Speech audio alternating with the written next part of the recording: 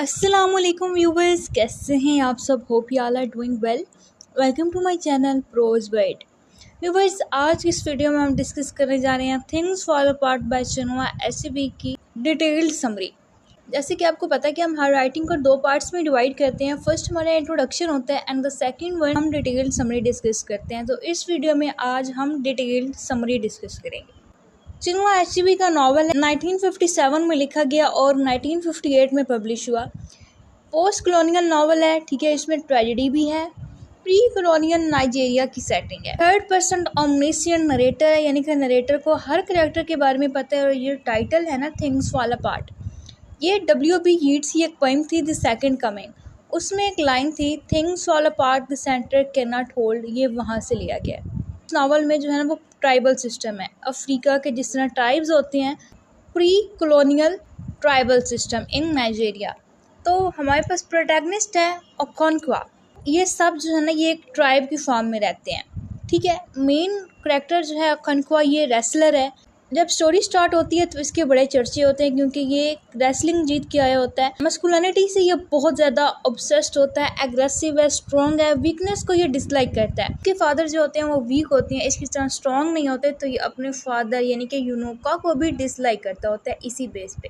ओकोंक्वा ने 3 शादियाँ की हुई हैं, अपने नेबर से भी काइंड नहीं है। ये अपने फादर को डिसलाइक करता है यूनोका को, क्योंकि यूनोका जो होता है ना वो लेजी म्यूजिशियन होता है। ये इसकी तरह रेसलर नहीं होता, वो जो है ना म्यूजिशियन होता है। वो बांसुरी बजाता रहता है और बहुत ज़्यादा कर्जे इन पे छोड़ जाता है अपनी डेथ के बाद। ओकोंक्वा का बेटा होता है नवाए। नवाए जो है ना ये ओकोंक्वा का बड़ा बेटा है। और जिस तरह ओकोंक्वा अपने फादर को डिसलाइक करता होता है, तो एक टाइम ऐसे आएगा जब नवाए ओकोंक्वा को यानी कि नवाए अपने फादर को डिसलाइक करेगा, ठीक है। तो स्टोरी में क्या होता है कि यहाँ पे जी इसके चर्चे चल रहे हैं ओकोंक्वा की, ये बहुत ही ज़्यादा ग्रेट रेसलर है। कि इतने में क्या होता है कि 2 विलेजेस की फ़ाइट होती है, इनके विलेज की और दूसरे विलेज की। इनके विलेज का नाम होता है यूमोफिया, ठीक है। यूमोफिया की और एक और विलेज की फ़ाइट होती है। कंपनसेशन में एक लड़का 15 साल का इस विलेज को दिया जाता है एज अ स्लेव, ठीक है। तो ये आता है ओकोंक्वा के पास, लेकिन ओकोंक्वा इसको एज अ स्लेव नहीं ट्रीट करता, वो इसको एज अ सन अडॉप्ट कर लेता है, यानी कि उसके साथ अच्छा ट्रीटमेंट करता है, ठीक है। एकिमीफुना की मदर की डेथ हो चुकी होती है, तो वो भी इधर ही रहता है और ओकोंक्वा को अपना फादर कंसीडर करता है, नवाए को अपना भाई कंसीडर करता है। ऐसे ही 3 साल गुजर जाते हैं। एकिमीफुना की नवाए के साथ अच्छी फ्रेंडशिप हो जाती है। ये उसको स्टोरीज सुनाता है नवाए को और उसको मोटिवेट करता है। एक दिन ओरेकल्स होते हैं जिस तरह जो प्रोफेसीज देते हैं फॉर्च्यून टेलर, वो इज़ुडो को बोलते हैं। वो कहते हैं कि ना इस एकिमीफुना को मारना होगा क्योंकि ये दूसरे ट्राइब से आया है, ये हमारे लिए मुसीबत है, इसको मार दो। तो एक एल्डर होता है इज़ुडो, ठीक है। ये रिस्पेक्टेड एल्डर है। ये ओकोंक्वा को कहता है कि हमने इसको मारना है, प्रोफेसी ऐसे है, तो ऐसे करो कि तुम इसको ना मारो क्योंकि ये तुम्हारा अडॉप्टेड सन है। हम इसको मार देंगे, तुम इसको नहीं मार पाओगे। अब जब ये देखते हैं ना कि ये इस तरह, तो लोग इसको वीक समझेंगे कि ये अपने अडॉप्टेड सन को नहीं मार सका क्योंकि ये ऑब्सेस्ड है अपनी मस्कुलिनिटी से। तो ये क्या करता है कि एकिमीफुना को अपने हाथों से मार देता है। ये बच्चा यहाँ पे आता है तब 15 साल का होता है और 3 साल गुजर चुके होते हैं। जब ये 18 साल का होता है तो इसकी डेथ भी हो जाती है। तो नवाए को ओकोंक्वा से नफरत हो जाती है। क्यों? क्योंकि उसकी काफ़ी ज़्यादा अटैचमेंट थी एकिमीफुना के साथ। और नवाए जो है ना वो क्वेश्चन करता है ट्रेडिशंस को, ठीक है। नवाए जो है वो मॉडर्निटी को शो करता है, ओकोंक्वा ट्रेडिशंस को शो करता है। वो अपनी ट्रेडिशंस के साथ स्टिक है। अब होता क्या है कि इसी इंसिडेंट के बाद एकिमीफुना की डेथ के बाद जो यहाँ पे एल्डर होता है इज़ुडो, इसकी भी डेथ हो जाती है।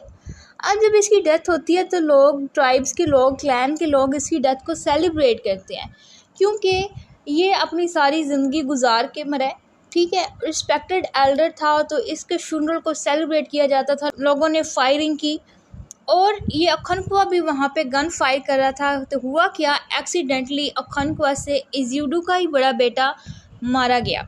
16 साल का बेटा होता है इज़ुडो का, जिसका मर्डर हो जाता है ओकोंक्वा के हाथों एक्सीडेंटली। लेकिन अब ट्राइब्स वाले कहते हैं कि तुमने मर्डर कर दिया, तो वो उसको 7 साल के लिए इस विलेज से निकाल देते हैं, मतलब as a exile. 7 year exile होती है इसको अपनी फैमिली के साथ। ये क्या करता है कि अपनी फैमिली के साथ यूमोफिया से 7 साल के लिए मवांटा चला जाता है एज अ पनिशमेंट। अब यहाँ पे क्या होता है कि जैसे कि ये पोस्ट कॉलोनियल नॉवल है तो यहाँ पे कॉलोनियलिज्म का एलिमेंट भी आएगा। तो जब ये मोमांटा चला जाता है तो यहाँ पे ब्रिटिशर्स आते हैं नाइजीरिया में क्रिश्चियनिटी को स्प्रेड करने के लिए। ये कहते हैं कि आपका रिलीजन ओल्ड है, हमारे रिलीजन को आप एम्ब्रेस करें, हम आपको रिफॉर्म करेंगे, हम आपको सिविलाइज बनाएंगे। तो एज ए रिज़ल्ट बहुत से लोग क्रिश्चियनिटी को कबूल करते हैं, जिसमें नवाए भी शामिल होता है। जब नवाए क्रिश्चियनिटी कबूल कर लेता है तो अखुनख्वा से इसकी बहुत ज़्यादा बहस हो जाती है। अखुनख्वा इसको मारता है और नवाए जो है ये अपना घर छोड़ देता है। इज़िरमा अखुनख्वा की बेटी होती है।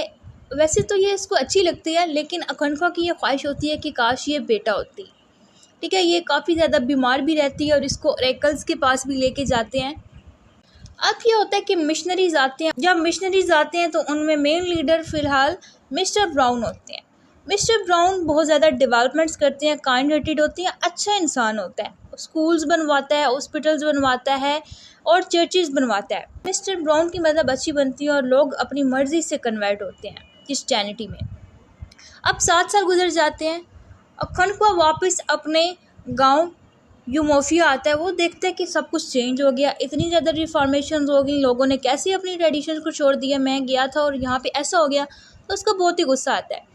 और एक और बात यहाँ पे कि जब अखुनख्वा आता है तो मिस्टर ब्राउन की तबीयत ख़राब होती है और ये चला जाता है। मिस्टर ब्राउन की जगह आता है रेवरेंड जेम्स स्मिथ। ये काइंड हार्टेड नहीं होता, ये स्ट्रिक्ट सा होता है, सॉफ्ट नहीं होता, तो ये बहुत ज़्यादा मसले बनाता है। ठीक है, अब वहाँ से अखुनख्वा भी आ गया और रेवरेंड स्मिथ जो है ना वो भी इतना अच्छा नहीं है, तो इनकी बहुत सी लड़ाइयाँ होती हैं। एज अ रिज़ल्ट जो है वो विलेजर्स चर्च को आग लगा देते हैं।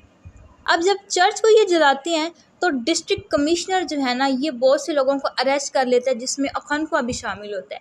ये उनको टॉर्चर करते हैं, फिर उनको छोड़ देते हैं। तो अखुनख्वा कहता है कि मैंने अब बदला लेना है। उसको पहले से गुस्सा आया हुआ है कि ये यहाँ पे ब्रिटिशर्स क्यों आए हैं, लोगों ने क्रिश्चियनिटी को कबूल कर लिया। उसका अपना बेटा भी क्रिश्चियनिटी को कबूल कर लेता है। तो एक दिन क्या होता है कि मैसेंजर्स आते हैं गवर्नमेंट की तरफ से, इनके ब्रिटिशर्स की तरफ से मैसेंजर आते हैं और अखुनख्वा जो है गुस्से में एक मैसेंजर को मार देता है। अब जब ये मार देता है तो इसके क्लैन वाले, इसके कबीले वाले इसका साथ नहीं देते। उनको पता है कि आप डिस्ट्रिक्ट कमिश्नर ने आ जाना है तो वो हमारे साथ बहुत बुरा सलूक करेंगे। पहले भी एक बार अरेस्ट हो चुके होते हैं। तो जब ये देखता है कि मेरे कबीले वालों ने मेरा साथ नहीं देना, ये मतलब इतना टेंस हो जाता है, डिप्रेस्ड हो जाता है कि ये जो है ना ये सुसाइड कर लेता है। ठीक है, अब ये जब सुसाइड कर लेता है तो इसके कबीले वाले जो हैं वो इसका फ्यूनरल नहीं करते, जैसे उन्होंने इज़्यूडो का फ्यूनरल सेलिब्रेट किया था। वो कहते हैं कि हमने इसको टच भी नहीं करना क्योंकि इसने सुसाइड किया। हमारी ट्रेडिशंस में ये है कि जो सुसाइड करे आप उसका फ्यूनरल नहीं करेंगे। ये क्या करते हैं कि उसको दरख्त के साथ लटका देते हैं। ठीक है, तो ये थी मेन स्टोरी। और डिस्ट्रिक्ट कमिश्नर क्या करता है, वो आता है और वो सारी चीज़ें देखते हैं तो उसको बड़ी इंटरेस्टिंग लगती है इनकी स्टोरीज़, इनकी ट्रेडिशंस। तो वो ये फैसला करता है कि वो एक बुक लिखेगा इनके बारे में और अखुनख्वा के बारे में, जिस बुक का नाम होता है the pacification of the primitive tribes of the lower Niger. बस ये थी हमारी आज की वीडियो। इसमें हमने डिस्कस की थिंग्स फॉल अपार्ट की डिटेल्ड समरी। होप्स आपको वीडियो अच्छी लगी होगी। वीडियो अच्छी लगी है तो वीडियो को लाइक करें। चैनल पे न्यू है तो जल्दी से चैनल को सब्सक्राइब कर दें। प्रोज वर्ड को सपोर्ट करेंगे तो इस तरह की मज़ीद वीडियोस देख पाएंगे। Thanks for watching. मिलते हैं आपसे नेक्स्ट वीडियो में।